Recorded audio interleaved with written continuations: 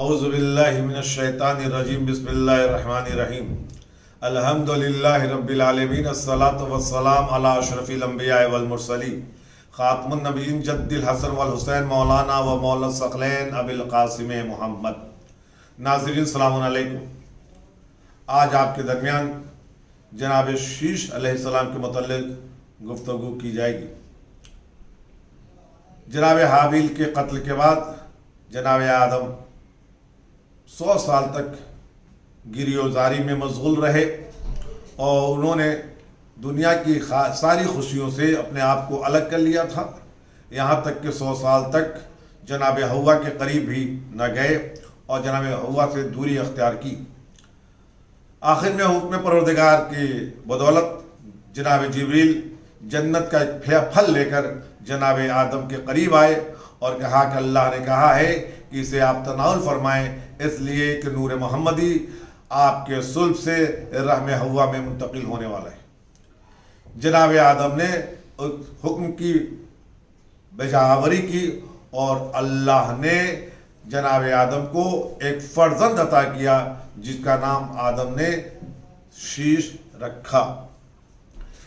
جب جناب شیش کی ولادت ہوئی اس وقت جناب آدم کی عمر کیا تھی اس میں اختلاف ہے، کچھ نے 130 سال اور کچھ نے 230 سال تحریر کیا ہے۔ یہاں تک کہ جناب آدم کا جب وقت آخر آیا تو جناب آدم نے جناب شیش کو اور اپنے خاندان کے سارے افراد کو جمع کیا اور جناب شیش کو اپنا جانشین بنایا اور وصیت کی کہ تمہاری اولاد قابل کی اولاد سے مخلوط نہ ہو اور نور محمدی جو تیرے صلب میں ہے اس کی حفاظت کرنا۔ اس کے بعد جناب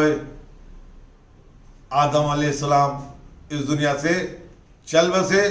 جناب شیش نے جناب آدم کو دفن کیا۔ جناب شیش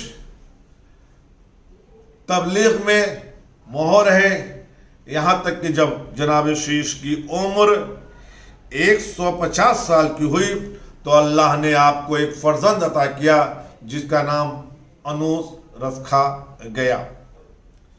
جناب شیش علیہ السلام کی کچھ خصوصیات تھیں جن میں سب سے پہلی خصوصیت یہ ہے کہ آپ معلم اول ہیں اور آپ نے ہی دنیا میں درس و تدریس کا آغاز کیا۔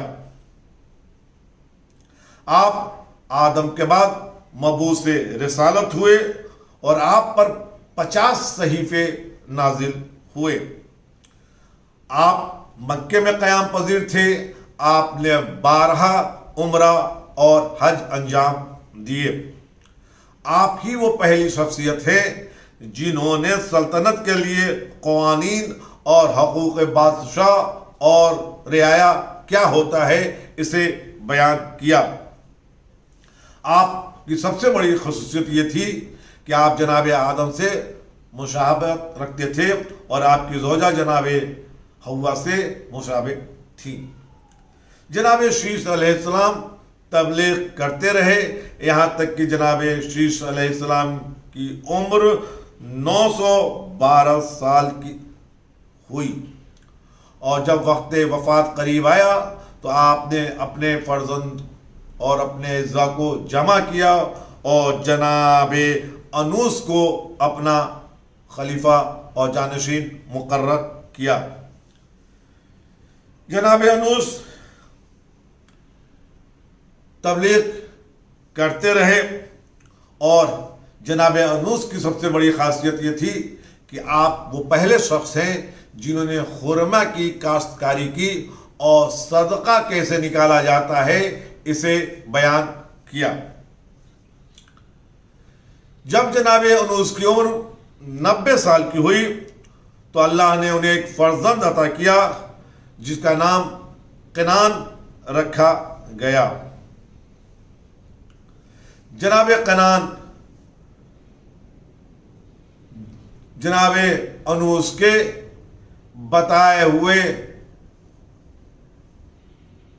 گفتگو کو بتائے ہوئے راستے پر عمل کرتے رہے، یہاں تک کہ جب 965 سال کی عمر جناب انوس کی ہوئی تو انوس نے جناب قنان کو اپنا جانشین مقرر کیا اور جناب قنان نے انوس کو غسل و کفن دیا اور جناب آدم کے پہلو میں انہیں دفن کر دیا۔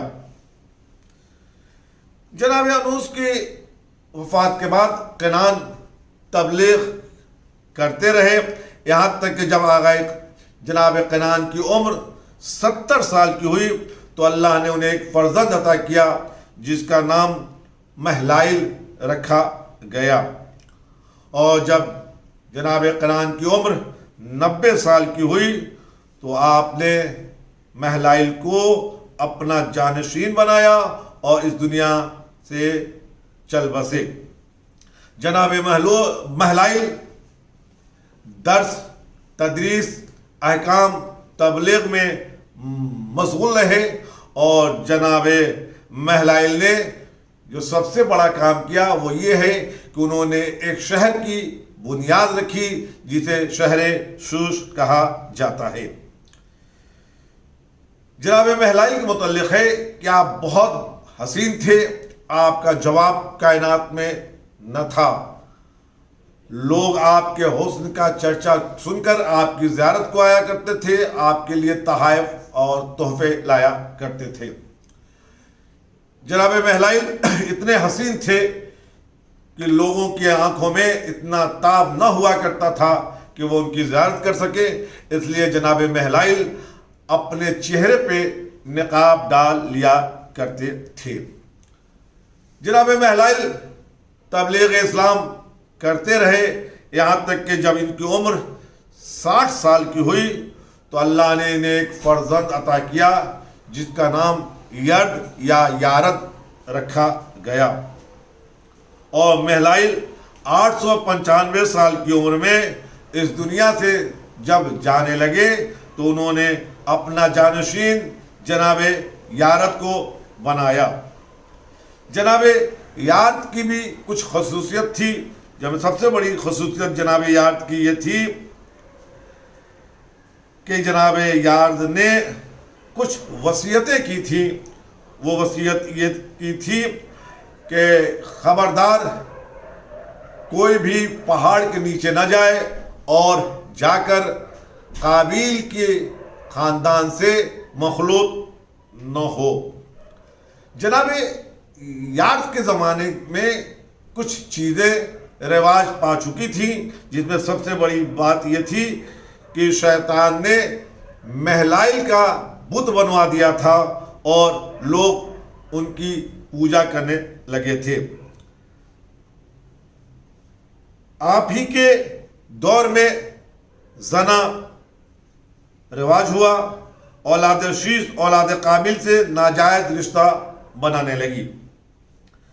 جب آپ کی عمر 162 سال کی ہوئی تو اللہ نے آپ کو ایک فرزند عطا کیا جس کا نام اخنوق یا ادریس رکھا گیا، اور جب یارد کی عمر 962 سال کی ہوئی اور وہی دنیا سے جانے لگے تو انہوں نے جناب ادریس کو اپنا جانشین بنایا۔ ناظرین، جناب ادریس اور جناب شیش کے درمیان جو لوگ رہے وہ نبی یا رسول نہ تھے، بلکہ وہ جانشین رسول تھے۔ شیش اور کے بعد اگر کوئی مبعوث رسالت ہوا تو وہ جناب ادریس علیہ السلام تھے۔ جناب شیش اور جناب ادریس کے درمیان 5 لوگ جانشین بنے۔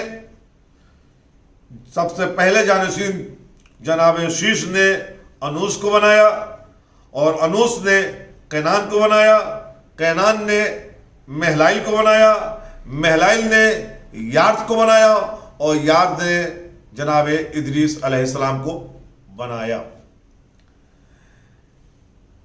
جناب آدم کی اولاد میں سبھی نے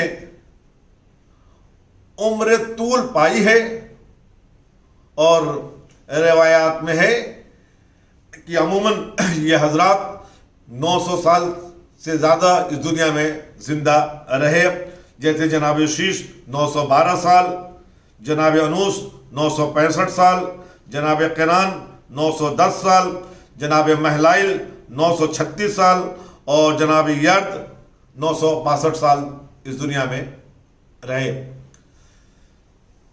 عزیزان، جناب شیش کے بعد انشاءاللہ زندگی رہی تو کل گفتگو جناب ادریس علیہ السلام پر کی جائے گی۔ قرآن مجید میں جناب آدم کا نام 25 مرتبہ آیا ہے، اور آدم کے بعد جو دوسرے نبی کا تذکرہ آیا ہے وہ جناب ادریس ہیں، جن کا قرآن میں 2 مرتبہ ذکر آیا ہے۔ انشاءاللہ کل جناب ادریس کے متعلق گفتگو ہوگی۔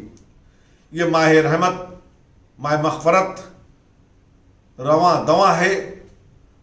آئیں ہم اپنے پروردگار سے اس مہینے کی برکت کی مناسبت سے یہ دعا مانگے کہ خدایا ہماری عبادات کو قبول فرما اور اس وباء ناگہانی سے ملت اسلام کو نجات عطا فرما۔ ناظرین، کچھ لوگوں نے التماس سے دعا کہا ہے، جس میں مولانا علی اختر صاحب کلکتہ اور میرے عزیز نوید اعظم صاحب کناڈا، کچھ لوگ بمبئی میں اس مرض میں مبتلا ہیں، ان لوگوں نے بھی التماس سے دعا کہا ہے۔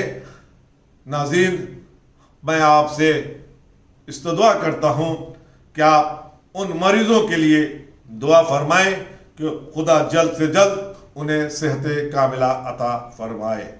والسلام علیکم ورحمۃ اللہ وبرکاتہ۔